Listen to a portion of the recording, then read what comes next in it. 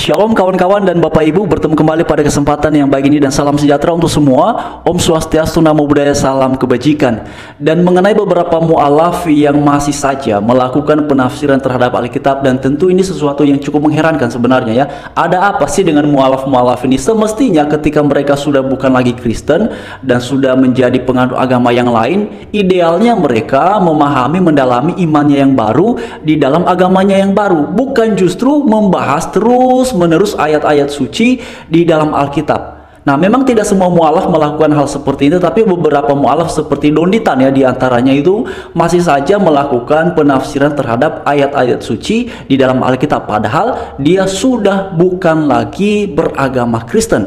Dia sudah ya menganut agamanya yang baru, dan semestinya ia mempelajari imannya yang baru di dalam agamanya yang baru, bukan justru ya lagi dan lagi membahas mengenai Alkitab. Nah, hal ini kemudian juga sudah direspon oleh banyak umat Kristen, dan diantaranya ada seorang murtadin. Dan untuk lebih lengkapnya, mari sama-sama kita simak penjelasannya dalam video berikut ini.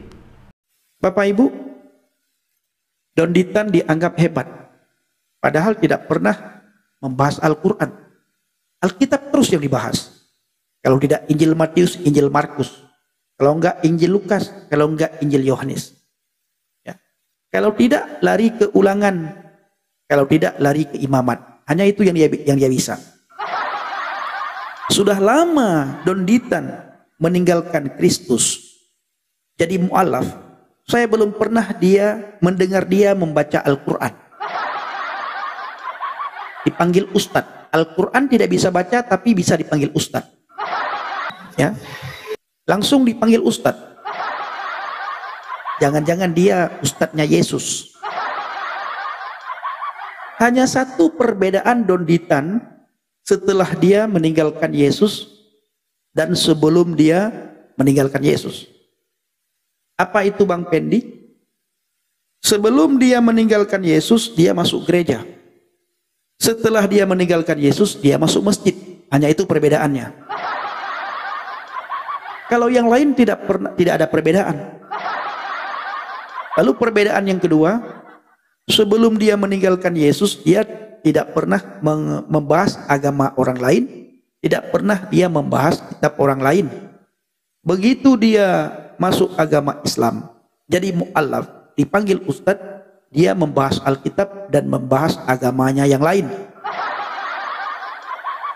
Nah, sebelum dia meninggalkan kekristenan, sebelum dia jadi mu'alaf, dia masuk gereja, sering masuk gereja, mendengar Alkitab. Sesekali dia buka Alkitab, tapi jarang membahas Alkitab. Donditan. Setelah dia meninggalkan Yesus, dia tidak pernah lagi masuk gereja. Dia masuk masjid. Di saat dia masuk masjid, tidak ada bedanya dia ketika dia masih berada di dalam gereja. Itu Donditan. Di dalam gereja dia mendengarkan Alkitab dan membaca Alkitab. Di dalam masjid ketika dia mu'alaf, Donditan masih juga membuka Alkitab. Gak ada bedanya. Lalu pertanyaannya, kehebatan dia itu di mana? Coba kalian suruh baca dia Al-Quran sesekali. Suruh baca Al-Quran. Ya, lantunkan ayat demi ayat dalam Al-Quran. Coba suruh sama si Donditan. Halo brother, sebentar brother ya. Coba suruh dia lantunkan Al-Quran sesekali. Bisa enggak? Saya jamin tidak akan bisa. Saya ulangi. Waktu si Donditan masih di dalam agama Kristen, dia buka Alkitab, dia baca Alkitab, dia mendengarkan Alkitab di dalam gereja. Setelah Donditan keluar dari gereja, masuk masjid, jadi mu'alaf, dia masuk masjid. Sampai di masjid dia buka Alkitab. Bukan Al-Quran yang dia buka, Alkitab yang dia buka. Itu Donditan. Dalam gereja dia baca Alkitab, dalam masjid dia baca Alkitab. Tidak ada bedanya. Dia dulu dengan dia sekarang. Cuma bedanya, dia dulu tidak pernah membahas agama lain. Dia dulu tidak pernah membahas kitab orang lain. Ya. Dia sekarang membahas agama lain, dan dia sekarang juga masih membahas kitabnya yang lama, kitab agama lain. Jangan-jangan Don Ditan tidak bisa baca Al-Quran. Nah, ini kecurigaan saya yang paling besar. Jangan-jangan Don Ditan tidak bisa baca Al-Quran. Makanya dia tidak pernah membahas Al-Quran dan tidak pernah dia memperdengarkan ayat demi ayat dalam Al-Quran kepada pengikutnya. Dan sampai kapanpun dia dipanggil mu'allaf.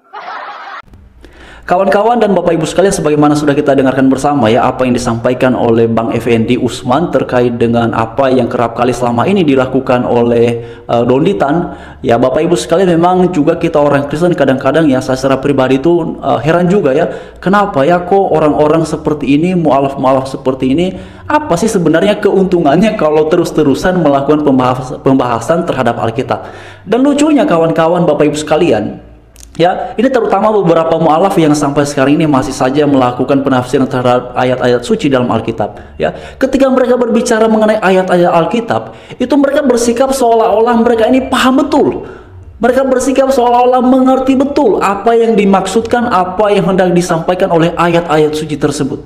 Wah, Bapak Ibu sekalian, saya secara pribadi tidak tahu apakah sebelum mereka berpindah agama, apakah Alkitab itu sering sekali mereka baca, apakah Alkitab itu sering sekali mereka lihat ya makna-makna di dalam ungkapan-ungkapan yang luar biasa dalam Alkitab itu, ataukah kemudian tidak mereka baca ya, juga mereka tidak pelajari, tetapi kemudian setelah bukan lagi seorang Kristen, oh bersikapnya seperti seorang ahli Bible, seperti seorang ahli Alkitab. Nah kan lucu kawan-kawannya ya, bukannya mempelajari imannya yang baru dalam agamanya yang baru, kok malah terus-terusan mempelajari ya, membahas mengenai Alkitab. Nah tadinya kalau mempelajarinya itu dengan tujuan wah supaya menambah pengetahuan, menambah wawasan, oke, baik-baik saja begitu kawan-kawannya. Tapi kan justru kemudian ketika dipelajari, ditafsirkan, ya hasilnya itu kan disampaikan sesuka hatinya saja. Ya, ayat ini dia bicarakan, dia tafsirkan, lalu dia sampaikan, dan pada dasarnya banyakkan dari mereka-mereka yang melakukannya tidak seperti yang dimaksudkan oleh ayat-ayat itu. Jadi Bapak Ibu sekalian, apalagi ya kalau kita lihat beberapa waktu belakangan ini, harusnya begini ya, kita ini kalau sudah menganut agama, idealnya itu ya ketika kita membicarakan mengenai apa yang kita imani, apa yang kita yakini dalam keyakinan kita beragama, apapun itu, maka harusnya berlandaskannya itu, berorientasinya itu, bersumbernya itu adalah pada kitab suci kita sendiri. Nah justru yang terjadi beberapa waktu belakangan ya, ada orang membahas imannya, ada orang membahas keyakinannya, ada orang membahas terkait dengan ini dan itu dalam agamanya. Tapi sebentar-sebentar yang dibahas ya, yang dikutip adalah ayat Alkitab. Lainnya bagaimana? Ya, kan harusnya cukup dong, kembalilah kepada kitab sucimu, kembalilah kepada ayat-ayat di dalam kitab sucimu. Itu jauh lebih baik. Ya, mengapa kemudian selalu ada respon balik dari saudara yang beragama Kristen? Ya, karena tentu saja banyakkan orang Kristen kemudian tidak berterima jikalau ayat-ayat suci dalam kitab sucinya ditafsirkan seenak udel oleh orang-orang yang non-Kristen. Ya, nah saya jadi ingat kawan-kawan ya, mungkin juga Bapak Ibu sekalian sudah ada yang menyimak ya video debat antara Pak Pendeta Esra Soro dengan Pak Budi Asali versus Don Ditan dan juga rekannya. Saya sudah menyimak sekian menit itu dialog lintas agama tersebut, walaupun sebenarnya topiknya itu saya lihat ya, itu topiknya bersifat satu arah ya. Nah saya sebenarnya selalu berharap kalau ada debat lintas agama itu ataupun dialog lintas agama, lebih indah kalau itu dilakukan dalam topik dua arah. Namanya saja dialog lintas agama, berarti yang terlibat di dalamnya dialog itu bukan hanya satu pemeluk agama, tetapi lebih dari satu pemeluk agama. Tetapi kalau kemudian dalam realisasinya hanya satu topik, ya sedangkan yang membahasnya lebih dari satu agama, lah bagaimana itu? Lebih fair karena ya di dalamnya ada lebih dari satu pemeluk agama yang terlibat dalam dialog lintas agama, karena namanya jelas ya dialog lintas agama, maka harusnya topiknya pun, materinya pun harusnya melibatkan dua pihak atau lebih dari dua pihak yang terlibat dalam dialog lintas agama itu. Kalau dalam dialog lintas agama ini ada dua pihak, maka topiknya harusnya dua arah ya. Kalau misalnya tiga, berarti topiknya juga tiga arah, supaya sama-sama kan. Namun yang selama ini saya lihat secara pribadi, lagi dialog lintas agama topiknya mengenai Yesus, lagi dialog lintas agama topiknya tentang Alkitab, lagi dialog lintas agama topiknya tentang Trinitas. Nah berputarnya pada iman Kristen terus, tapi judulnya dialog lintas agama, tapi yang dibahas bukan lintas agamanya tapi agama Kristen terus. Nah ini yang saya pikir Mungkin juga ya bisa menjadi sebuah syarat ke depan oleh para apologet Kristen kalau mengikuti dialog lintas agama, ya bisa menyampaikan baru mau kalau harus dua topik, topiknya harus dua arah.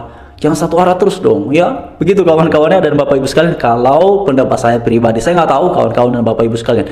Nah, mengenai Don Litan dan beberapa mu'alaf lain yang masih saja senang ya atau hobi melakukan penafsiran pembahasan terhadap ayat-ayat suci dalam Alkitab, saya berharap sih ya, siapapun itu, bagi yang sudah Kristen maupun yang sudah mu'alaf keluar dari agama Kristen, sebenarnya lebih baik, lebih indah kalau masing-masing kita mendalami apa yang kita imani, apa yang kita yakini di dalam agama kita yang baru. Lebih baik seperti itu ya. Lebih bagus begitu kawan-kawan. Dan kalaupun misalnya mau melakukan pembahasan, dan sebaiknya dilakukanlah dialog-dialog yang konstruktif, yang membangun ya, dan kemudian janganlah memakai istilah-istilah, kalau apalagi kalau sudah merendahkan kawan-kawannya. Dalam dialog apapun ya, dalam debat apapun, saya juga selalu menghindari yang menggunakan istilah-istilah yang bisa menyakiti perasaan ya pihak manapun. Lebih baik kita memakai istilah-istilah yang baik, istilah-istilah yang membangun. Tetapi sebagai orang Kristen pun kita juga wajib menggunakan hak kita ya untuk menjawab tudingan-tudingan yang disampaikan oleh mereka-mereka yang non-Kristen.